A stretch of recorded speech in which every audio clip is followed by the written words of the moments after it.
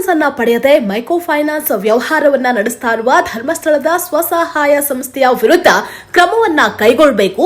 ಮಂಜುನಾಥ ಸ್ವಾಮಿಯ ಹೆಸರಿನಲ್ಲಿ ಭಯವನ್ನ ಹುಟ್ಟಿಸಿ ಮೀಟರ್ ಬಡ್ಡಿ ಲೆಕ್ಕದಲ್ಲಿ ವಸೂಲಿ ಮಾಡ್ತಾ ಇರುವ ಧರ್ಮಸ್ಥಳದ ಸ್ವಸಹಾಯ ಸಂಸ್ಥೆಯೇ ಇವತ್ತಿನ ಎಲ್ಲಾ ಮೈಕ್ರೋ ಫೈನಾನ್ಸ್ಗಳ ಹುಟ್ಟಿಗೆ ಮೂಲ ಕಾರಣ ಅಂತ ಮಾಜಿ ಪೊಲೀಸ್ ಅಧಿಕಾರಿ ಗಿರೀಶ್ ಮಟ್ಟಣ್ಣನವರ್ ಪತ್ರಿಕಾಗೋಷ್ಠಿಯಲ್ಲಿ ಆರೋಪ ಮಾಡಿದ್ದಾರೆ.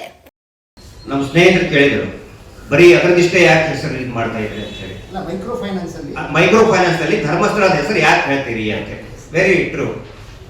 ಭಯೋತ್ಪಾದನೆ ವಿಷಯ ಮಾತಾಡಬೇಕಾದ್ರೆ ನೀವು ಬಿನ್ ಲ್ಯಾಡನ್ ವಿಷಯ ಹೆಸರು ಎತ್ತದೆ ನೀವು ಮಾತಾಡಬೇಡಿ ಅಂತ ಹೇಳಿದ್ರೆ ಅದಕ್ಕೆ ಅರ್ಥ ಇರುವುದಿಲ್ಲ. ನಾವೆಲ್ಲರೂ ಧರ್ಮಸ್ಥಳದ ಶ್ರೀ ಕ್ಷೇತ್ರ ಧರ್ಮಸ್ಥಳದ ಭಕ್ತರು ನಾವು. ಆದ್ರೆ ಏನಾಗ್ತಾ ಇದೆ, ದೇವರ ಕಳೆದ ಫ್ರಾಮ್ 1996 ಕಳೆದ 30 ವರ್ಷದಿಂದ ಶ್ರೀ ಕ್ಷೇತ್ರ ಧರ್ಮಸ್ಥಳದ ಹೆಸರನ್ನ ಮುಂದೆ ಮಾಡಿ ಬಡ್ಡಿ ದಂಧೆಯಲ್ಲಿ ಓಂ ನಮೋ ಮಂಜುನಾಥಾಯ ನಮಃ ಅಂತ ಬರೆದು ದೇವರ ಬಗ್ಗೆ ಒಂದು ಭಯವನ್ನು ಹುಟ್ಟಿಸಿ ನೀವು ವಾರ ಬಡ್ಡಿ ಕಟ್ಟದೆ ಹೋದರೆ ನಿಮಗೆ ಶಾಪ ಕಟ್ಟುತ್ತೆ ಅನ್ನುವಂತಹ ಒಂದು ಮೌಢ್ಯವನ್ನ ಹುಟ್ಟಿಸಿ ಅಕ್ಷರಶಃ ಮೀಟರ್ ಬಡ್ಡಿ ದಂಧೆಯನ್ನ ನಡೆಸ್ತಾ ಇದ್ದಾರೆ SKDRDP ಸಂಸ್ಥೆಯವರು. ಇಲ್ಲಿ ಯಾಕೆ ಅದರ ಹೆಸರು ತಗೊಳ್ತಾ ಇದೀವಿ ಅಂತ ಹೇಳಿದ್ರೆ, ಅದರ ಮೂಲ ಎಲ್ಲರಿಗೂ ಕೂಡ ಲೈಸೆನ್ಸ್ ಇಲ್ಲದೆ ಬಡ್ಡಿ ವ್ಯವಹಾರ ಮಾಡಬಹುದು ಅಂತ ಕಲಿಸಿಕೊಟ್ಟಿದ್ದೆ ಅವರು. ಮುಂಚೆ ಕರ್ನಾಟಕದಲ್ಲಿ ಕೋಆಪರೇಟಿವ್ ಸೊಸೈಟಿ ಆಕ್ಟಿವ್ ಆಗಿತ್ತು, ಫೈನಾನ್ಸ್ ಕಾರ್ಪೊರೇಷನ್ಸ್ಗಳು ಆಕ್ಟಿವ್ ಆಗಿತ್ತು. ಇವತ್ತೆಲ್ಲಿದೆ?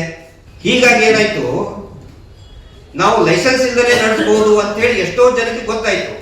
ಇದರಲ್ಲಿ ಇನ್ನೂ ಒಂದು ಸರ್ಕಾರದ ಗಮನಕ್ಕೆ ತಮ್ಮ ಮುಖಾಂತರ ತರ್ತಾ ಇದ್ದೀನಿ. ಬ್ಯಾಂಕ್ಗಳಿಂದನೂ ಕೂಡ ಅನೇಕ ಲೋಪದೋಷಗಳು ಕರಪ್ಷನ್ ಆಗ್ತಾ ಇದೆ. ಎಲ್ಲರೂ ಅದನ್ನು ಮರಿತಾ ಇದ್ದಾರೆ. ನಿಯಮಿತವಾಗಿ ಏನ್ ಆಸ್ ಪರ್ RBI ರೂಲ್ಸ್ ತಾವು ಹೇಳಿದ್ರಲ್ಲ ಸರ್, 50,000 ರೂಪೀಸ್ ವರೆಗೂ ಕೂಡ ಬ್ಯಾಂಕ್ನವರು ವಿದೌಟ್ ಶ್ಯೂರಿಟಿ ಕೊಡಬೇಕು ಅಂತ ಹೇಳಿ RBI ಗೈಡ್ಲೈನ್ಸ್ ಇದೆ. ಕೊಡ್ತಾ ಇಲ್ಲ. ಬ್ಯಾಂಕಿನವ್ರದ್ದು ತಪ್ಪಿದೆ, ಅದರಲ್ಲಿ ಕರಪ್ಟ್ ಆಗಿದ್ದಾರೆ ಬ್ಯಾಂಕ್ನವರು. ಬ್ಯಾಂಕ್ನವ್ರು ಕೊಟ್ರೆ ಹೋಗೋದೇ ಇಲ್ಲ. ಆ ನಂತರ NRLM ಸ್ಕ್ಯಾಂಡಲ್. ದಯವಿಟ್ಟು ನಾನು ಎಲ್ಲಾ ಪತ್ರಕರ್ತರಿಗೆ ವಿನಂತಿ ಮಾಡ್ಕೊಳ್ತಾ ಇದ್ದೇನೆ, ಇದ್ರ ಬಗ್ಗೆ ಯಾರು ಮಾತಾಡ್ತಾ ಇಲ್ಲ. ನ್ಯಾಷನಲ್ ರೂರಲ್ ಲಿವ್ಲಿಹುಡ್ ಮಿಷನ್ ನಲ್ಲಿ 3.5% ಬಡ್ಡಿ ಕಡಿತ ಅಂತ ದುಡ್ಡು ಕೊಡ್ತಾರೆ. ಬಡ್ಡಿ ಸಹಾಯಧನ ಅಂತ ಹೇಳಿ ಕೇಂದ್ರ ಸರ್ಕಾರನೇ ಕೊಡ್ತದೆ. ಆ ದುಡ್ಡನ್ನ ಹೊಡ್ಕೊಳ್ಳೋದಕ್ಕೆ ಇವತ್ತು ನಾಯಿ ಕೊಡೆ ತರ ಇಷ್ಟೊಂದು ಸ್ವಸಹಾಯ ಸಂಘದ ಮುಖಾಂತರ ಫೈನಾನ್ಸ್ ಸಂಘಗಳು, ಮೈಕ್ರೋ ಫೈನಾನ್ಸ್ಗಳು ಹುಟ್ಟಿದೆ. ಯಾರು ಅದ್ರ ಬಗ್ಗೆ ಮಾತಾಡ್ತಾ ಇಲ್ಲ. ನಾವು ಸರ್ಕಾರದ ಗಮನಕ್ಕೆ ತಗೊಂಡು ಬಂದಿದ್ದೀವಿ. 1 ವರ್ಷದ ಹಿಂದೆ NRLM ಸ್ಕ್ಯಾಂಡಲ್, ನಮ್ಗಿಂತ ಹಿಂದೆ 10 ವರ್ಷಗಳ ಹಿಂದೆ ನಾಗರಿಕ ಸೇವಾ ಟ್ರಸ್ಟ್ನವರು ಕೂಡ ಗಮನಕ್ಕೆ ತಗೊಂಡು ಬಂದಿದ್ದಾರೆ. ಇವ್ರ ಮೇಲೆ ಕ್ರಿಮಿನಲ್ ರಿಟ್ ಪಿಟಿಷನ್ 2016 ಅಲ್ಲಿ ಕ್ರಿಮಿನಲ್ ರಿಟ್ ಪಿಟಿಷನ್ ಫೈಲ್ ಆಗಿದೆ. NRLM ಅಂತ ಹೇಳಿದ್ರೆ ಒಬ್ಬ ವ್ಯಕ್ತಿಗೆ 3.5% ಸರ್ಕಾರ ಕೊಡ್ತಾ ಇದೆ, ಬಟ್ ಫಲಾನುಭವಿಗಳಿಗೆ ಗೊತ್ತೇ ಆಗ್ತಾ ಇಲ್ಲ ಅದು. ನೀವು ಮೈಕ್ರೋ ಫೈನಾನ್ಸ್ ಅಂತ ನಾವು ಹೇಳ್ತಾ ಇದೀವಿ, ಮತ್ತೆ ಅಲಾಂಗ್ ವಿತ್ SKDRDP ಫಲಾನುಭವಿಗಳಿಗೆ ಅದ್ರ ಬಗ್ಗೆ ಮಾಹಿತಿನೇ ಕೊಡ್ತಾ ಇಲ್ಲ. ಹೀಗಾಗಿ ಆ ದುಡ್ಡನ್ನ ಕೊಳ್ಳೆ ಹೊಡೆಯೋದಕ್ಕೆ ಇವತ್ತು ನಾಯಿ ಕೊಡೆ ತರ ಅನೇಕ ಮೈಕ್ರೋ ಫೈನಾನ್ಸ್ಗಳು ಹುಟ್ಟಿದಾವೆ. ನಾವ್ ಹೇಳಿದ್ರಿ ಸರ್, ಬರೀ ಎಷ್ಟು 30-40 ಅಲ್ಲ, ಮೋರ್ ದನ್ 100 ಮೈಕ್ರೋ ಫೈನಾನ್ಸ್ಗಳಿದೆ.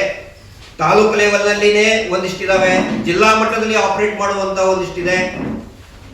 ಒಂದೊಂದು ಗ್ರಾಮದಲ್ಲಿ ಈಗ SKDRDP ಧರ್ಮಸ್ಥಳ ಸಂಘಕ್ಕೆ ಕಟ್ಟಕ್ಕಾಗಲ್ಲ ಅಂತ ಹೇಳಿ ಅವ್ರಿಗೆ ಸಾಲ ಕೊಡಕ್ಕೆ ಇನ್ನೊಂದು ಮೈಕ್ರೋ ಫೈನಾನ್ಸ್ ಹುಟ್ಟಿದೆ. ಅಲ್ಲಿ 2,000 ರೂಪಾಯಿ ಕೊಡ್ಬೇಕು ಸೋಮವಾರ, ಅವನ ಕಡೆ ಇಲ್ಲ. ಕೊಡ್ಲಿಲ್ಲ ಅಂತಾರೆ, ಮನೆ ತಕ್ಕ ಬಂದು ಜಗಳ ಮಾಡ್ತಾರೆ. ಅದಕ್ಕೆ ಅವ್ನು ಭಯ ಪಡ್ಕೊಂಡು ಅವನಿಗೆ ಆ 2,000 ರೂಪಾಯಿ ಸಾಲ ಕೊಡೋಕೆ ಇನ್ನೊಂದು ಮೈಕ್ರೋ ಫೈನಾನ್ಸ್ ಹುಟ್ಟಿದೆ. ಅವನಿಗೆ ಸಾಯಂಕಾಲ ಆಗುವವರೆಗೆ 500 ರೂಪಾಯಿ ಬಡ್ಡಿ ಕೊಡ್ಬೇಕು. ಒಂದೇ ದಿನಕ್ಕೆ 2,000 ರೂಪಾಯಿ 500 ರೂಪಾಯಿ ಬಡ್ಡಿ ಕೊಡಬೇಕು. ಇದೊಂದು ಅತ್ಯಂತ ವಿಸ್ತೃತವಾದಂತಹ ಜಾಲ ಇದೆ. ಇದರ ಮೂಲ ನಾವು ಯಾಕೆ SKDRDP ಅಂತ ಹೇಳ್ತಾ ಇದೀವಿ ಅಂತ ಹೇಳಿದ್ರೆ, ದಯವಿಟ್ಟು ತಾವು ಕೂಡ ಇನ್ವೆಸ್ಟಿಗೇಟ್ ಮಾಡಿ, ನಿಮಗೆ ಪವರ್ಸ್ ಇದೆ. ಈ ಎಲ್ಲಾ ಮೈಕ್ರೋ ಫೈನಾನ್ಸ್ಗಳು ತರಬೇತಿ ಕೊಡುವುದೇ SKDRDP ಅಂತ ತಮ್ಮ ಗಮನಕ್ಕಿರಲಿ. ಧರ್ಮಸ್ಥಳದ ಹೆಡ್ ಕ್ವಾರ್ಟರ್ ಮತ್ತೆ ಧಾರವಾಡದಲ್ಲಿ ಹೆಡ್ ಕ್ವಾರ್ಟರ್ ಇದೆ SKDRDP ಹೆಡ್ ಕ್ವಾರ್ಟರ್.